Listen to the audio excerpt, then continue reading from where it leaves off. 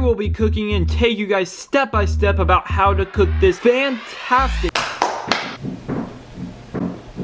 Yo, what is up guys, Cookin Universe here, and today guys, if you are looking for healthy recipes, including this pan roasted chicken breast recipe, then you are in the right place. So, for these next few weeks, I am going to be filming chicken only videos. So I'm going to be cooking some healthy chicken for you guys. I'm finally getting back to the healthy recipes.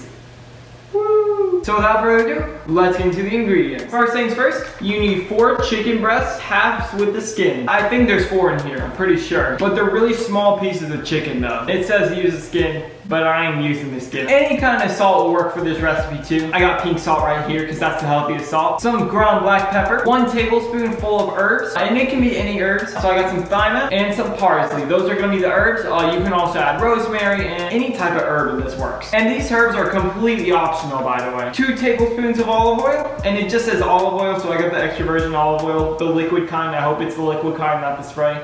Either way it'll work. 1/4 of a cup of apple cider vinegar. I've heard in this recipe that any type of vinegar works, but apple cider vinegar is the go. 4 tablespoons worth of cold butter, and well, I hope it's cold. I don't want it to be melted, unless I melt it myself. But it can be salted, unsalted, doesn't really matter. I got the unsalted because less sodium, you know what I'm saying? And last but not least, you're gonna need 1 tablespoon of chicken broth or water. And well, I couldn't find the chicken broth in the pantry, so we're just gonna use some water. So without further ado, let's get into the recipe. So first things first, before you cook this delicious pan roasted chicken breast recipe, make sure you take it out of the freezer and put it in the fridge 24 hours before you cook this recipe, so it can thaw out overnight so it's not all frozen, you know what I'm saying? Get the chicken out of the packets, and yes, I did have 4 pieces of chicken, perfect. They're all small though, that's the unfortunate thing, but cut all the fat off, or at least the majority of it. As you can probably see, the chicken didn't really have much fat to it. Get the skillet out, put some olive oil in it, and swish it around a little bit so that way it is evenly distributed. Set the skillet to about medium-high heat, and make sure to watch later in this video to understand why I really should not put it on medium-high heat. Once the olive oil started steaming a little bit, I was like, alright, perfect, it's starting to shimmer a little bit. And then I put the chicken in.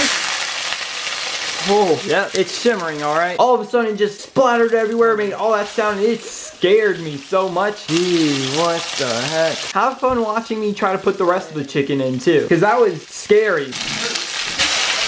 It's super cool watching the chicken like get smaller and smaller. But since the olive oil was splattering literally everywhere, obviously I decided to put it on medium-low heat. And I highly recommend you do the exact same thing, except more lower heat, not medium-low. And just keep it on medium-low heat or something like that, medium heat, for about 5 to 6 minutes. But once I found out medium-low heat was not working, I put it on low heat. That's what worked best. And you know what? Low heat didn't work very well. I just turned it off, bro. Like, it was cooking super, super fast, and I could just see how crispy that chicken looked face down. But what I did is I put some salt and some thyme over the chicken right before I flipped it over. Once I put those 2 beautiful seasonings in, I flipped over the chicken because the 5 minutes were up and set the timer for 5 minutes once again. And it says cook until internal temperature reaches 150 degrees Fahrenheit, but I really don't know what that means. I just cooked it for about 5 minutes on the other side too. I interrupt this video to give a humongous shout out to Ibotta, the place where if you buy certain groceries from a certain grocery store, you get an extra $10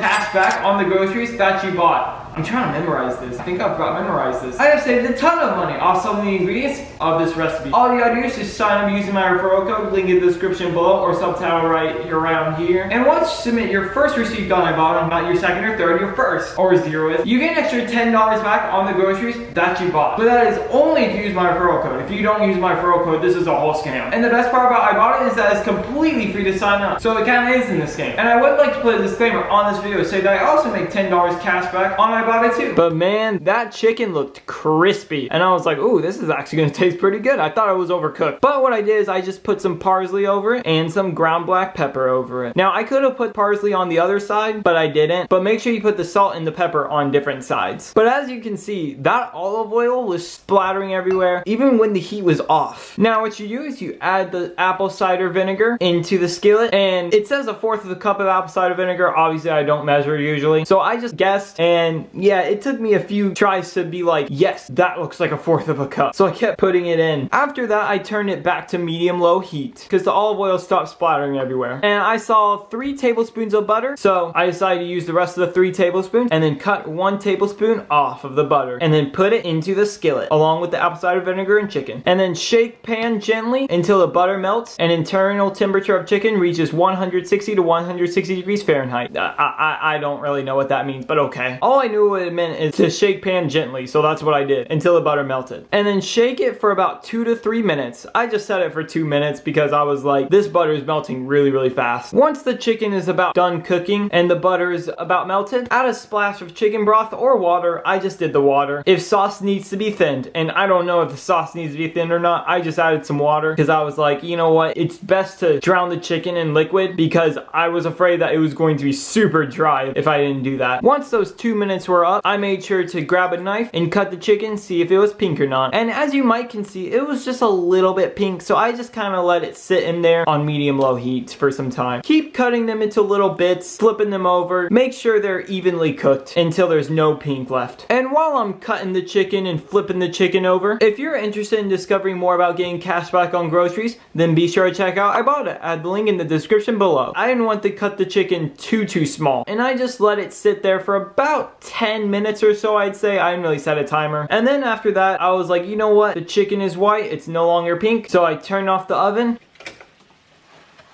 And voila, you got your pan roasted chicken breasts. Alrighty guys, so guys, it is review time. So, I thought this chicken tasted super good. It was crispy, very well seasoned. The apple cider vinegar gave it some good taste. It smelled super strong too. Like the whole house smelled like apple cider vinegar when I cooked it. It was maybe a tiny bit dry, but it was super good, super tender too. All in all, it was actually really good. I dipped it in some ranch too. Yeah, that just gave it some good flavor right there. Alright, I love ranch, by the way. And yes, I did cook it with rice. But yeah, rice completes it though, you know what I'm saying? Rice always completes chicken. I'm gonna be honest, 10 out of 10, would I recommend?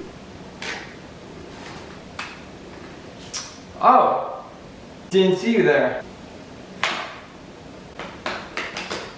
I had these when I was a kid and they would always freak me out. Well guys, make sure to subscribe and turn on notifications so that way you do not miss any more videos helping you out cook the healthy, cheap, and easy way. And in these next few weeks guys, I will just be cooking some super easy. Like these chicken recipes are literally just 20-30 minutes. So they're super quick and easy. Like literally this chicken recipe right here, I literally just put it into a skillet and just flipped it over. It was cooked. I cooked it a little too high though. But yeah guys, I'll see you guys in the next video.